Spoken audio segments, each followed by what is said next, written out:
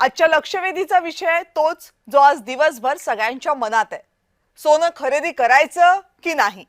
पुढच्या वर्षभरामध्ये आपल्याला सोनं खरेदी करता येणार की नाही?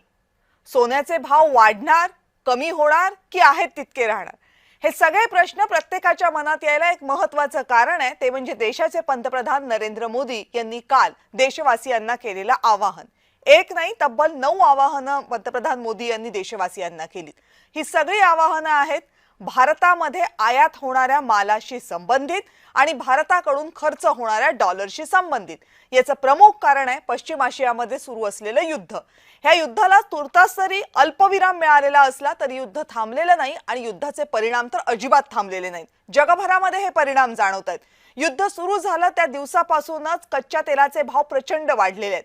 भारतासारखा देश जो 85% कच्च्या तेलाच्या आयातीवर अवलंबून असतो आपल्या एकूण कच्च्या तेलाच्या गरजेच्या, अशा देशांना या युद्धाचा मोठा फटका बसणार हे निश्चित होतं।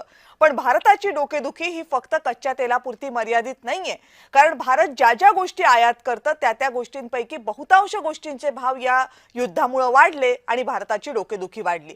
यात पहिल्या क्रमांकावर अर्थात कच्चं तेल आहे आणि दुसऱ्या क्रमांकावर आहे सोनं। आता कच्चं तेल हे न वापरून सांगणार कुणाला? कारण कच्चं तेल हे काही फक्त वाहनांमध्ये टाकण्यासाठीच आपल्याला लागत नाही। कच्च्या तेलापासून अनेक उत्पादनं निघतात ज्यावर देशाच्या अर्थव्यवस्थेतील बरेच घटक अवलंबून आहेत। त्यामुळे कच्चं तेल आपल्याला न वापरता येणं हा पर्याय नाहीये, किंवा त्याचा वापर कमी करणं हा थोडाफार पर्याय असू शकतो। पण सोन्याच्या बाबतीत तसं नाहीये। सोनं जर आपण नाही खरेदी केलं तरी ते चालू शकतं आणि म्हणून पुढचे वर्षभर किमान सोनं खरेदी करू नका असा उपाय पंतप्रधान नरेंद्र मोदी यांनी देशाला आवाहनाच्या रूपामध्ये सांगितलंय। याच्यापेक्षा आणखीनही त्यांनी आवाहनं केलीत, जसं की सेंद्रिय खतं वापरा, कारण खतांचं सुद्धा मोठ्या प्रमाणावर आपण आयातच करत असतो। परदेशी जाऊ नका, परदेशी तुम्ही गेलात की तुम्ही डॉलरचा खर्च वाढवता वगैरे वगैरे। आता मुद्दा हा आहे की युद्ध सुरू होऊन 72 दिवस झाल्यानंतर पंतप्रधान नरेंद्र मोदी यांनी हे आवाहन का केलं? आतापर्यंत जी दरवाढ झाली नव्हती ती दरवाढ होणार याचे हे संकेत आहेत का?